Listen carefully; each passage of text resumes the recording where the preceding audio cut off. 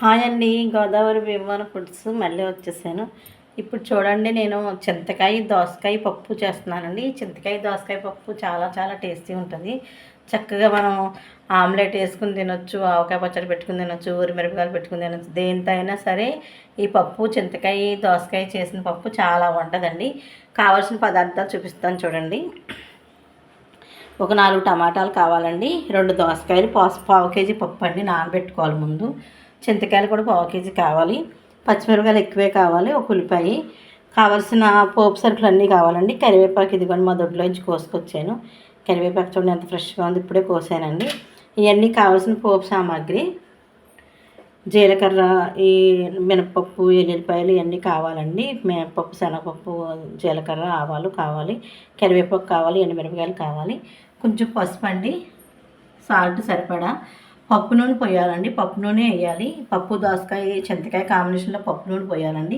కారం సరిపడా, కొంచెం నెయ్యి కూడా కావాలండి. ఇవన్నీ కూడా పప్పు దోసకాయ చింతకాయ చేయవలసిన పప్పుకి కాంబినేషన్ ఇవన్నీ కావాలండి. చింతకాయలు కావాలి, టమాటాలు కావాలి, దోసకాయలు కావాలి, పచ్చిమిరపకాయలు అన్నీ పప్పుకు కావాల్సిన సామాగ్రి అండి. అన్నిటితోటి ఇప్పుడు పప్పు నూనెతో నేను పప్పు చేస్తాను చూడండి.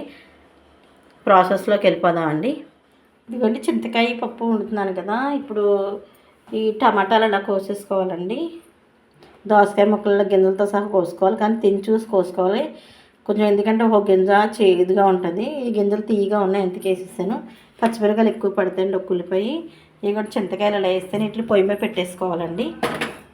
పొయ్యి అంటించుకుని పొయ్యి మీద పెట్టుకోవాలి. బాగా ఉడకాలి, మెత్తగా ఉడుకుతాయి, ఉడకనివ్వాలి దీన్ని. అలాగే వేరే పొయ్యి మీద కూడా మీరు పొయ్యి అంటించేసుకుని పాన్ పెట్టుకోవాలి. పాన్ పెట్టుకున్నాను కదండి. ఇప్పుడు చూడండి, నానబెట్టుకున్న పప్పు ఇందులో వేసుకోవాలండి. వాటర్ పోసుకోవాలి. పప్పులో వాటర్ పోస్తాను కదండి, సరిపడా వాటర్ పోసుకోవాలి.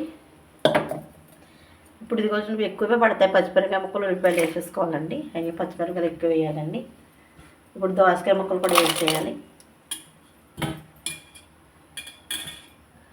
ఇప్పుడు టమాటా ముక్కలు వేసేయాలి. ఇవన్నీ ఇందులో ఒకదాని తర్వాత ఒకటి అన్నీ పప్పు వేసిన తర్వాత అన్నీ వేసేయాలండి. వేసి కొంచెం ఆయిల్ పోయాలి, పప్పు నూనె పోయాలండి కొంచెం. అలా పప్పు నూనె పోసి మూత పెట్టేసుకుని ఒక 3 విజిల్స్ వేయించాలి. 3 విజిల్స్ సరిపోతాయండి. ఏమో చింతకాయలు మెత్తగా ఉడకాలి. ఇదిగోండి చింతకాయ పప్పు ఉడికిపోయింది. చింతకాయ దోసకాయ పప్పు ఇలా ఉడికిపోయింది కదండి, చక్కగా మెత్తగా ఉడికిపోయింది చూడండి. ఇప్పుడు స్టవ్ వెంటిల్చుకుని బాండీ పెట్టుకోవాలండి.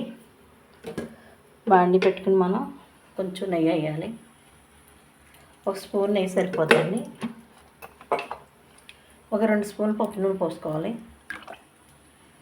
2 బాగా వేడెక్కనివ్వాలండి. ఇప్పుడు మనం పప్పు దోసకాయలోకి ఊరిమిరపకాయలు వేయించుకుంటున్నాను. పప్పు దోసకాయ టమాటా కదా, చింతకాయలోకి ఊరిమిరపకాయలు నంచుకొని తింటే అబ్బబ్బా ఏముంటుందండి, చాలా బాగుంటుంది. ఇదిగోండి పచ్చిమిరపకాయలు కాదు, ఎల్లుల్లిపాయలండి, కరివేపాకు, ఎండుమిరపకాయలు అలా గిల్లుకుని ఉంచుకోవాలి.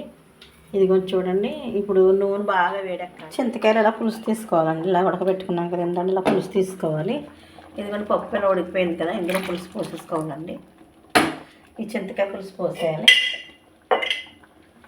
పోసేసి మనం కొంచెం కారం, కొంచెం పసుపు,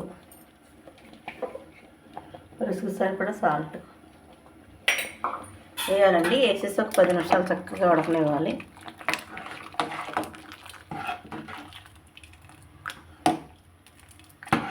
టమాటా చింతకాయ పప్పు తయారైపోయిందండి.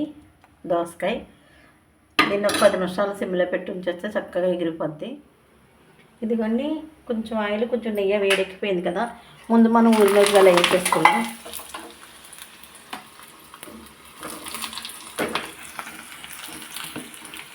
కాంబినేషన్ అండి, చింతకాయ పప్పులోకి ఊరిమిరపకాయలు కాంబినేషన్ చాలా టేస్టీగా ఉంటాయి. అసలు పుల్లగా ఉంటుంది కదా పప్పు, ఈ ఊరిమిరపకాయలు నంచుకు తింటే అసలు చాలా బాగుంటుందండి.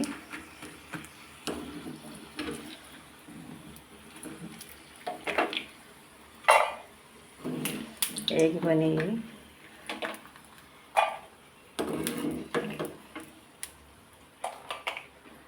ఇవన్నీ తీసేసుకోవాలండి.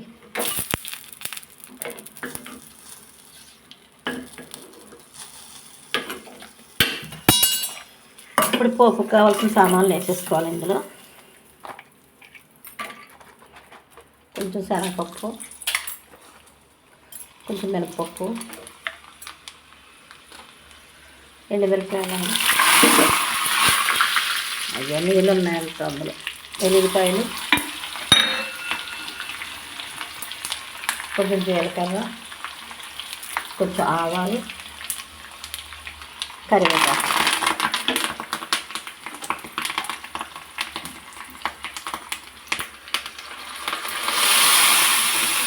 గ్యాస్ కట్టేసుకుని పప్పు వేసుకోవాలండి. ఇందులో గుమ్మగుమ్మలాడి చింతకాయ పప్పు తయారైపోయింది. టేస్ట్ చూసేద్దాం. పప్పు చింతకాయ తయారైపోయింది కదా, మనం తినేద్దాం గబగబా. పప్పు అండి, పప్పు చింతకాయ, వేడి వేడి రైసు, పప్పు చింతకాయ టమాటా చాలా బాగుంటుందండి. చెప్పకూడదు, నేను మీరు తినాలి, మీరు తింటేనే బాగుంటుంది. ఇందులో ఊరి మిరపకాయలు పెట్టుకొని, ఊరి మిరపకాయలు ఇలా పెట్టేసుకుని చక్కగా ఇలా పప్పు వేసేసుకొని ఇలా కలిపేసుకొని, ఇలా పప్పు కలుపుకుని ఇలా తింటా ఉంటే అసలు ఊరి మిరపకాయలతో చాలా చాలా బాగుంటుందండి. చూడండి ఒకసారి చింతకాయ పప్పు ఇది. అబ్బబ్బా ఏం బాగుందంటే చెప్పలేము.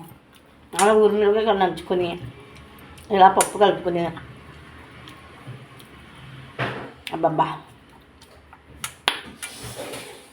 చాలా చాలా బాగుందండి.